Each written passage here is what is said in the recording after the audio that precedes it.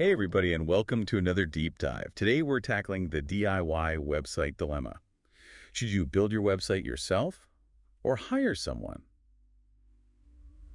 Tough question, right? Well, hopefully by the end of this deep dive, you'll have a better idea of which path to take.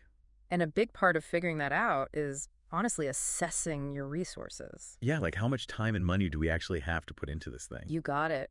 And speaking of time, you got to ask yourself, how much can I really dedicate to this project? Like right now. Yeah, it's Yeah. so easy to get caught up in the excitement of like picking out domain names and, looking at all the cool design trends. Right. But it's not just about picking a cool font and calling it a day. Definitely not. Building a website is more like learning a complex skill. Oh, for sure. Incredibly rewarding, yes, but definitely a learning curve.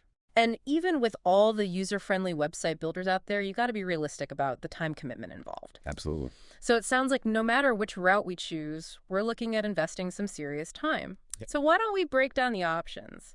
Sound good? Starting with the most hands-on approach, coding from scratch. Ah, yes. Yeah. Going full on DIY with code, it definitely gives you the ultimate control. Total creative freedom. But think about this. Is mastering HTML, CSS, and maybe even JavaScript really the best use of your time right now? Good point. Yeah.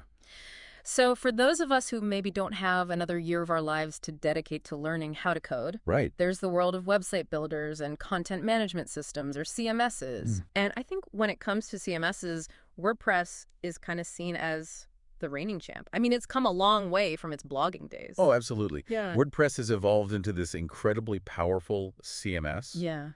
and the plugin library. Forget about it. There are plugins for everything. Yeah. SEO optimization, integrating with all the major email platforms. Seriously, you name it, there's probably a plugin for it. So that's got to be a huge plus for anyone who's new to website building. Totally. And the interface is pretty intuitive these days. That's good to hear. But I am curious about something. Our source mentioned that WordPress can be a bit of a time sink. Oh, yeah, for sure. So what's the catch? Well, WordPress offers incredible flexibility, but that comes at a price. Okay, I see. Setup and maintenance can take some serious time. Even with a user-friendly interface, you could easily spend weeks tweaking settings, searching for the perfect theme, and then, of course, troubleshooting plugins. So maybe not as much of a set it and forget it solution as some people think. Yeah, not quite. And on top of all that, you've got to think about security updates and plugin compatibility. It's ongoing maintenance, which means it requires, you guessed it, more time. Okay, so maybe not the best option if you're short on time. So this is where those sleek website builders like Squarespace come in, right? Ago. Squarespace is like the Apple of website builders. Oh, how so? It's known for its super intuitive drag-and-drop interface and those gorgeous pre-designed templates. Yeah, their templates are beautiful. Imagine building a beautiful homepage, literally by dragging and dropping elements. No coding experience needed. Okay, that does sound way less intimidating than wrestling with lines of code. But what about people who want to launch an online store? I'm guessing Squarespace might not be the best option for that.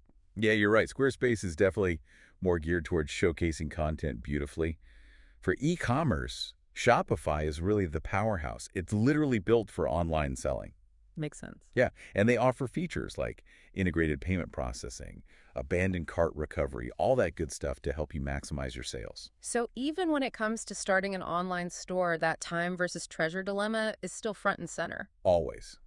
Choosing the right platform is crucial. You have to weigh the costs, not just financially, but also the time investment that each platform demands. And by the way, those costs, they can fluctuate so. Oh, right. Good point. It's so easy to get caught up in like those low monthly prices, and then suddenly you're hit with all these unexpected fees. Happens all the time. So really, it's all about finding that sweet spot between our vision for the website, our budget, and then how much time we actually have. You got it. Speaking of time, what really stood out to you about the importance of mobile responsiveness? Honestly, the source we read really hammered home that point. Like, it never even occurred to me how important that is. It made me realize that it doesn't matter how amazing your website looks on a desktop if it's a jumbled mess on a phone. You're missing out on a huge chunk of your audience. And it's not just about user experience either. Google considers mobile friendliness as a ranking factor. Oh, wow. So it can actually hurt you in search results. Big time. A non-responsive website is basically telling Google, hey, don't send people my way. You're kidding. See, this is why I love doing these Deep dives. You uncover all these little nuances that I never would have thought about.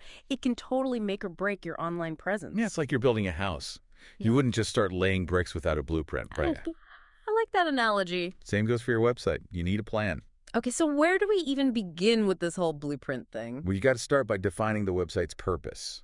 Like, what's it actually going to be used for? Okay, so is it going to be to showcase my work, sell products, share my thoughts with the world? Will So those- exactly. Okay. Is it going to be all about you, or are you trying to build a community? Right. That core purpose is going to guide every decision you make.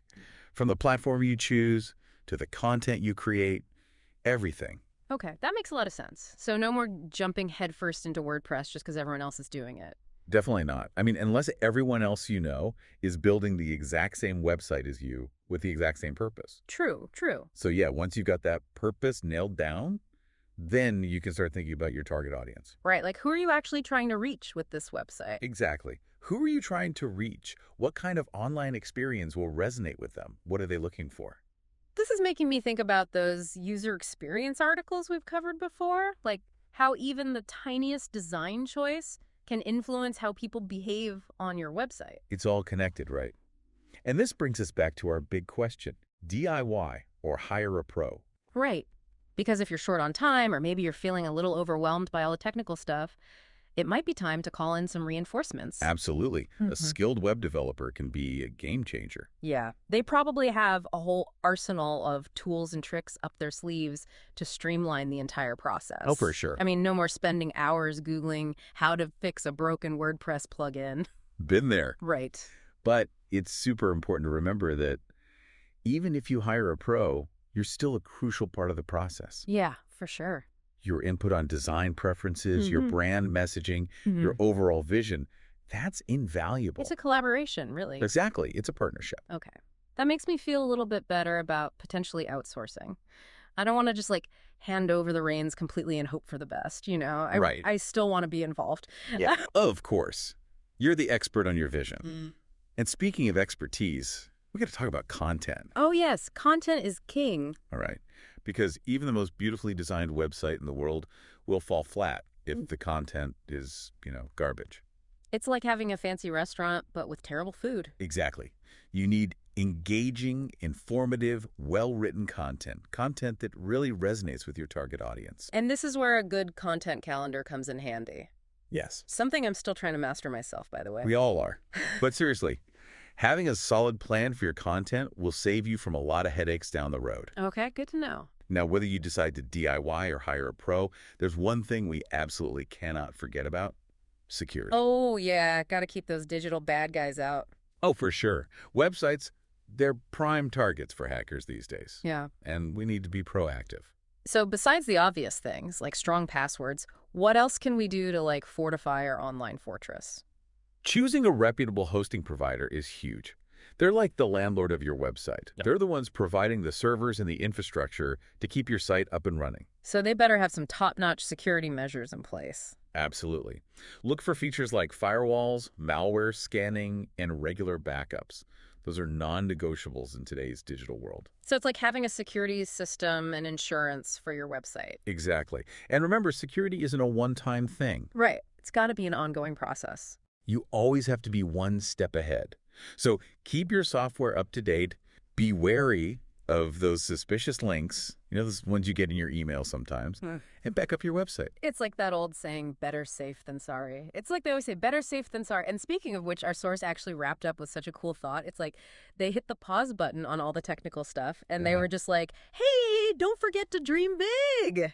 Love that. Right. It's so easy to get caught up in like choosing the right platform and plugins and all that stuff. Totally. But that final question really got me thinking, if your website could be anything you wanted, time and resources aside, what would it be? Oh, that's such a good question. It really makes you think outside the box. Right. It's like reminding us that this isn't just about building a website. It's about building something that's truly ours, something that reflects our passions and our goals. Yeah, exactly.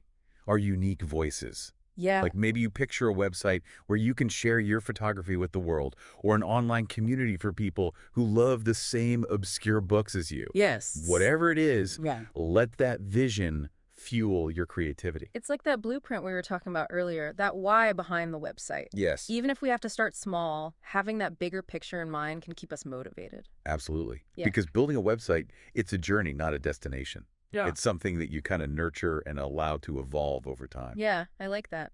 So we don't have to have all the answers right now. We can start with what we know, what we're comfortable with, and let our websites grow alongside our skills. Exactly. And who knows?